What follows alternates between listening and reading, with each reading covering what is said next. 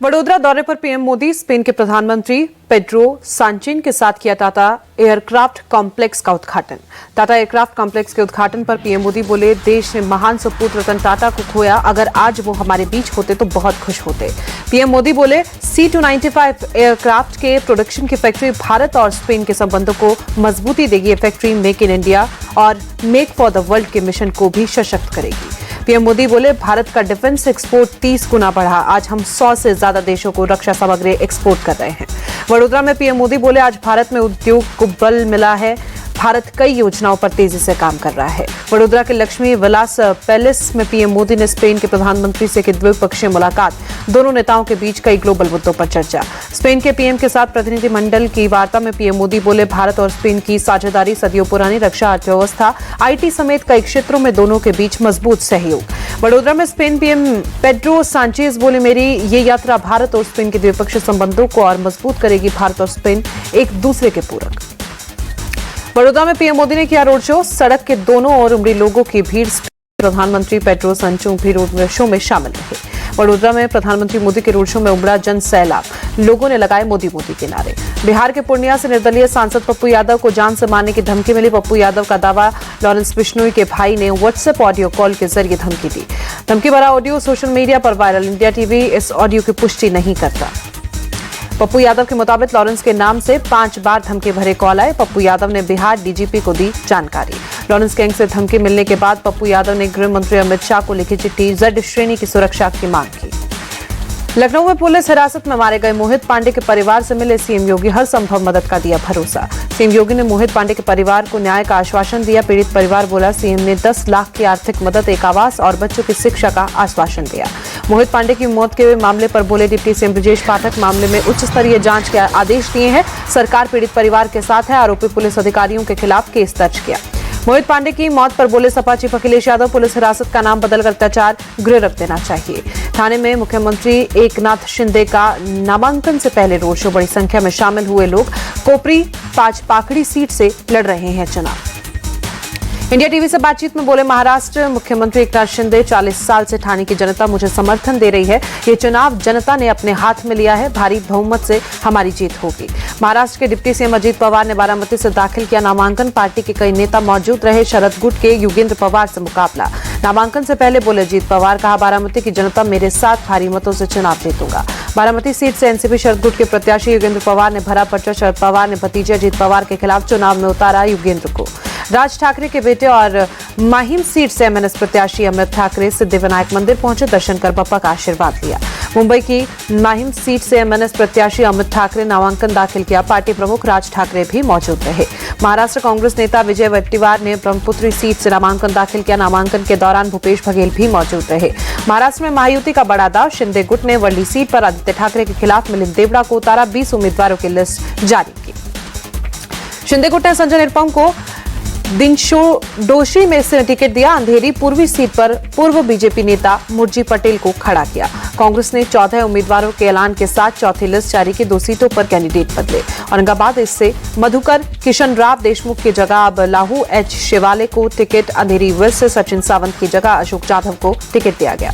शरद गुट की एनसीपी ने उम्मीदवारों की लिस्ट जारी की। करंजा से गायक पटनी, चिंचवड़ से राहुल कलाटे को टिकट दिया। सपा के साथ सीट शेयरिंग पर बोले जयंत पाटिल, MVA में बातचीत चल रही है, 1-2 दिनों में फैसला हो जाएगा। बटोगे तो कटोगे के स्लोगन पर बोले NCP SP chief Jayant Patil, चुनाव के वक्त बीजेपी को हिंदुत्व याद आता है, हिंदू बीजेपी के बहकावे में नहीं आएंगे। शरद गुट के एनसीपी में शामिल हुए एक्ट्रेस स्वरा भास्कर के पति फहाद अहमद, पार्टी चीफ जयंत पाटिल बोले सपा की सहमति से पार्टी में शामिल कराया।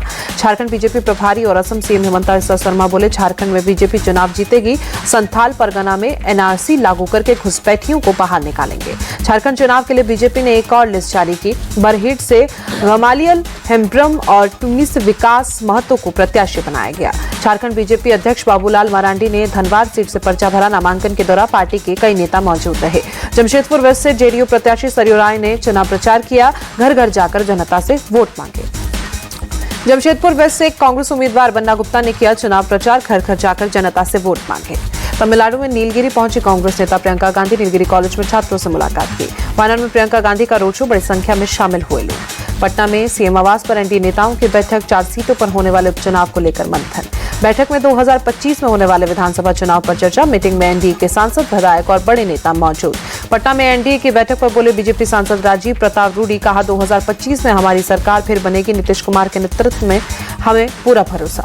दिल्ली एमसीडी सदन में बीजेपी पार्षदों का हंगामा, नए मेयर चुनाव को लेकर काटा बवाल, जल्द चुनाव कराने की मांग, आप सरकार के खिलाफ की जमकर नारेबाजी। मध्य प्रदेश सरकार ने कर्मचारियों को दिया दिवाली गिफ्ट, 4% डीए बढ़ाया, सैलरी में 620 से 5,640 रुपए की बढ़ोतरी। दिल्ली के कई इलाकों में बहुत खराब श्रेणी में पहुंचा एक्यूआई, अक्षरधाम इलाके में धुंध के साथ एक्यूआई 357 दर्ज। दिल्ली के आनंद विहार में बहुत खराब श्रेणी में पहुंचा एक्यूआई, धुंध की परत के साथ एक्यूआई 350 के पार। यमुना में बढ़ा प्रदूषण का स्तर, दिल्ली के कालिंदी कुंज इलाके में नदी में दिखे जहरीले छाग। दिल्ली में प्रदूषण कम करने के लिए कई जगहों पर किया गया पानी का छिड़काव, राजधानी में लगातार बढ़ रहा है प्रदूषण। गाजियाबाद में भी प्रदूषण का स्तर खराब, कई जगहों पर स्मोक की परत देखी गई, विजिबिलिटी कम थी। आगरा में वायु गुणवत्ता खराब, शहर के कई हिस्सों में छाई धुंध की चादर, सांस लेने में दिक्कत। यूपी के मुरादाबाद में प्रदूषण से वायु गुणवत्ता पर असर, कई हिस्सों में स्मोक की परत देखने को मिली।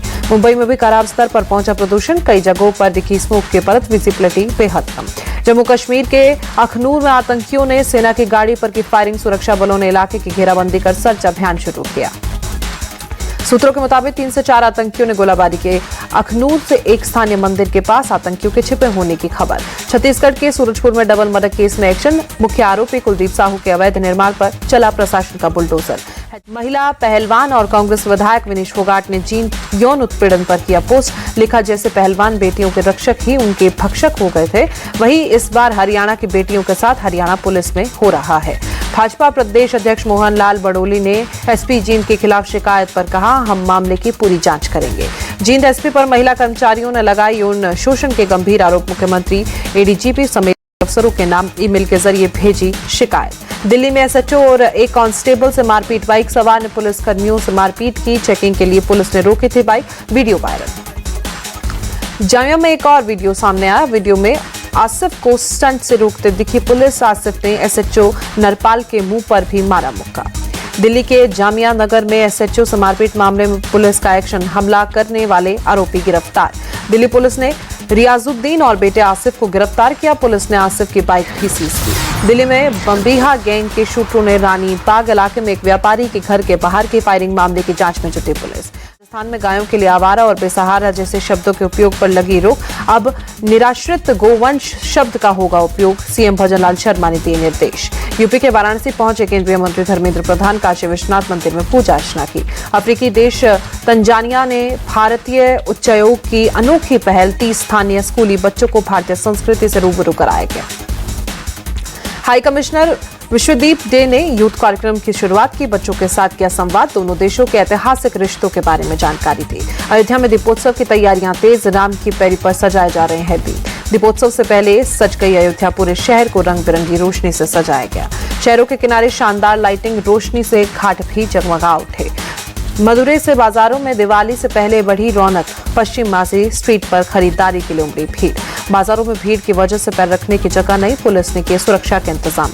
मुरादाबाद में हजारों दियों के साथ मनाया गया दीपोत्सव, 850 ड्रोन के साथ लेजर शो का आयोजन किया जाएगा। नगर निगम और प्रशासन की तरफ से कार्यक्रम का आयोजन, लोगों ने बढ़ चढ़कर हिस्सा लिया। दिल्ली में दिवाली से पहले पुलिस के जवान मुस्तैद, अलग अलग बाजारों में गश्त कर हालात का जायजा लिया।